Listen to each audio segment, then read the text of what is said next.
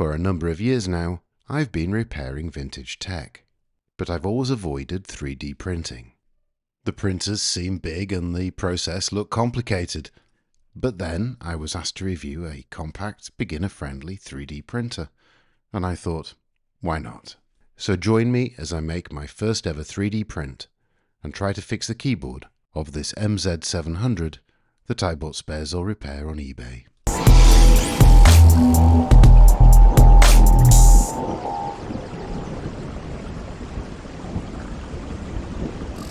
I do want to point out that Weefun provided this Tina2Plus 3D printer to me at no charge, but they are not paying me for this video and any opinions in it are entirely my own.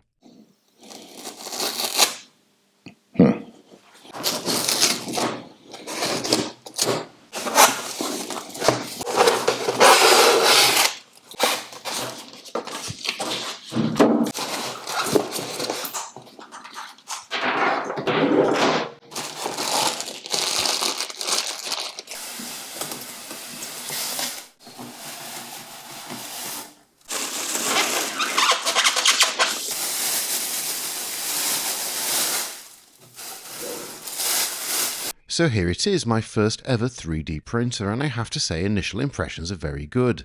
It's a smart, well-constructed device, and I'm quite happy to have it on my desk. Inside the box we have the printer itself, which as we can see is quite compact, mains cable that has a UK plug, the power supply which has an on-off switch, the instruction manual and a small bag of accessories containing a micro SD card, a micro SD card reader, a USB to USB-C adapter, some Allen keys and some adhesive. It also came with a 250-gram roll of PLA filament in a fetching shade of red. The printer itself looks quite attractive in its two-tone blue enclosure and comes with a collection of stickers for people who don't want to read instructions. Not reading the instructions, however, would be a bit of a shame because they're nicely laid out, well illustrated, concise and written in good English. I'm hoping to use the printer to repair the keyboard on this Sharp MZ700 that I bought untested on eBay, and then after that we're going to be powering it up and seeing what it does. First though, we need to get the printer set up, and that's fairly straightforward.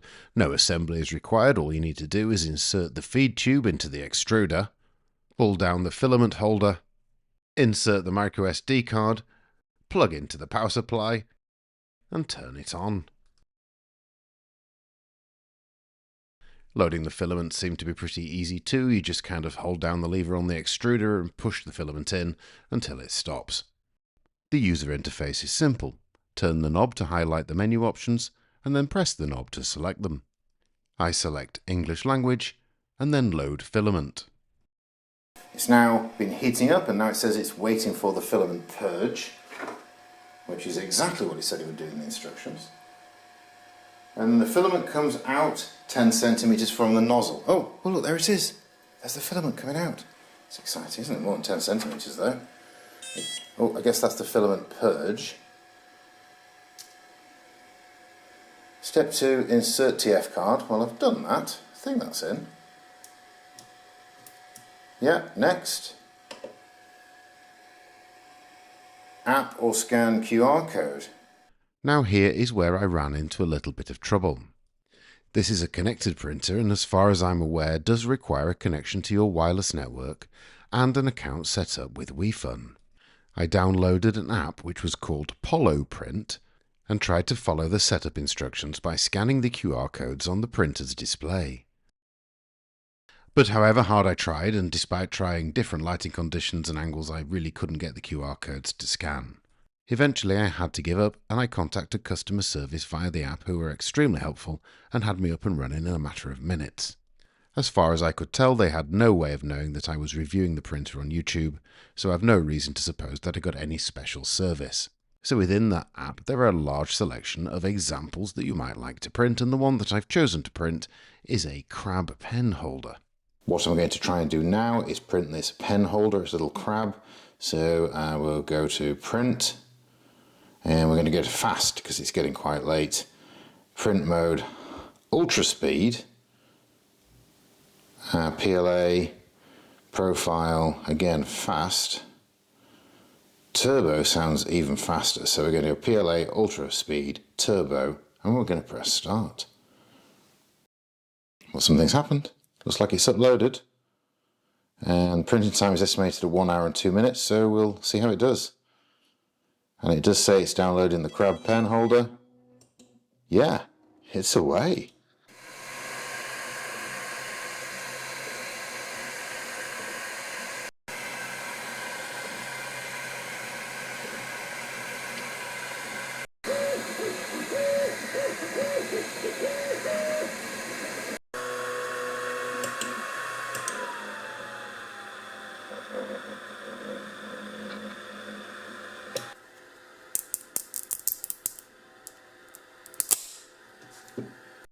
The pen holder was a big hit, so much so that my friends wanted them too. Okay, so now we seem to have the 3D printer working, it's time to turn our attention to the Sharp MZ700. Now, I've been searching for one of these for a while, but I've been struggling to get one at a reasonable price until I found this one, which was missing the P. Fortunately, it did come with the P key, but the key stalk that connects that key to the keyboard mechanism was broken. This seemed like a perfect opportunity to use the 3D printer to try and mend the keyboard, but first we need to get into the machine itself. I start by removing the 3 screws on the underside of the machine. Next I turn my attention to the screws on the rear of the unit. Now the MK700 was available in various configurations. Mine is a UK unit, and it has a cassette mechanism, but no plotter. With the screws removed, I can remove the blanking piece that is covering the gap where the plotter would have been. And I can remove the rather neatly designed cassette module and disconnect it from the printed circuit assembly. How neat is that? That's fantastic. Very good. This exposes 2 more screws to be removed that I somehow failed to film. And then after releasing the plastic clips down each side, we can lift away the top enclosure. In addition to the ribbon connector between the keyboard and the printed circuit assembly, the keyboard is connected to the chassis of the computer via 2 ground screws. These need to be removed to get access to the underside of the keyboard. Now we just have a myriad of screws to remove before we can access the keyboard mechanism and, importantly, the part that we want to 3D print, which is the key stalk for the P key. In addition to some example print files, the TF card contains the slicer software that's used with the 3D printer. The software is available for Mac and Windows, but it happens that I have a Mac, so we'll use the supplied TF card reader and USB to USB-C converter to load in the software. Once installed, I select the printer I have, in my case the Weefun Tina2Plus, and I set about finding a print file for the part that we need to repair our MZ700.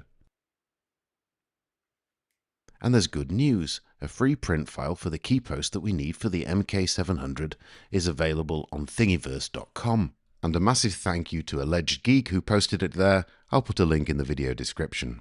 So I download it to my hard drive, open it up in the WeBuilder software, take a little look at it, then select the slice file option to prepare the file for printing, and upload it wirelessly to the printer, which immediately starts printing. Approximately 6 minutes later, and I have a key stalk in my hand. But we have a problem. The key stalk is not correctly formed, and it certainly can't be used. But I must immediately point out that this is not the fault of the 3D printer. A quick look at the detail provided with the print file reveals the horrid truth. The print file is intended to be printed in resin. This requires a different type of printer, a liquid resin, a chemical wash, and a UV cure. It's entirely different to the fused or filament deposition printing, or FDM, that the Tina2Plus and similar printers use. Despite the fact that even the file author suggests that this cannot be printed with an FDM printer, I've got great faith in what our Weefun Tina2Plus can do. So I use the supplied WeBuilder software to reorientate the print model such that the post is printed in a vertical orientation. I set the print quality to be ultra quality and the fill to be 100%. I reslice the model in its vertical orientation, upload it to the printer and try again. This time, the printing takes much longer, about 17 minutes, but the results are fantastic. This time I get a great print, and I can start repairing my computer.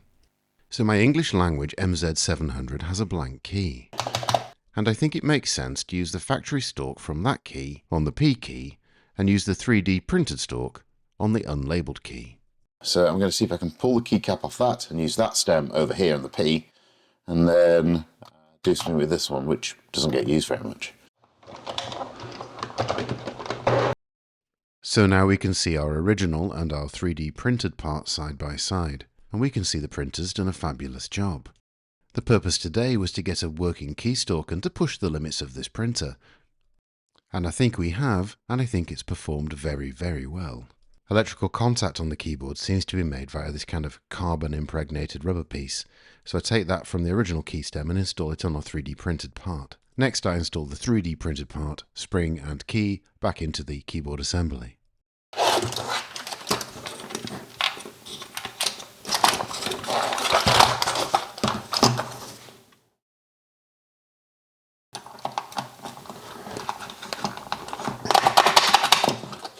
Then I do the same on the P key, using the keystalk that I transplanted from the mystery blank key. So with our keyboard repaired, all we need to do now is get everything reassembled.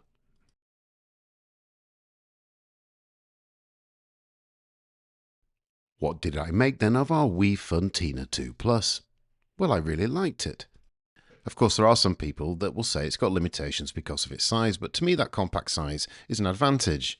I'm told it has a print volume of 100 by 105 by 100 millimeters, and I'm sure for many people that's going to be enough. In fact, for some, that compact size might make the difference between being able to have a 3D printer and not being able to have one at all. Perhaps more importantly, I didn't feel that the compact size negatively impacted the performance of the machine overall. It seemed to be able to print things very quickly, and I was very happy with the precision and quality of the parts it produced. And although I didn't buy this printer with my own money, I'm sure that I'd still be delighted with it if I had. I'll put an Amazon store link in the video description. It's not an affiliated link and there's nothing in it for me, but hopefully you'll find it useful. So what then of our Sharp MZ700? Well, the keyboard was repaired, but we don't yet know if that was its only problem. So let's connect it up to a television, switch it on and see what happens. And nothing happens. So it looks like at some point we're going to be seeing this Sharp MZ700 again. And believe me, it's full of surprises. So until next time, I'd just like to thank you so much for watching RetroTech Repair. Now the plate, oops.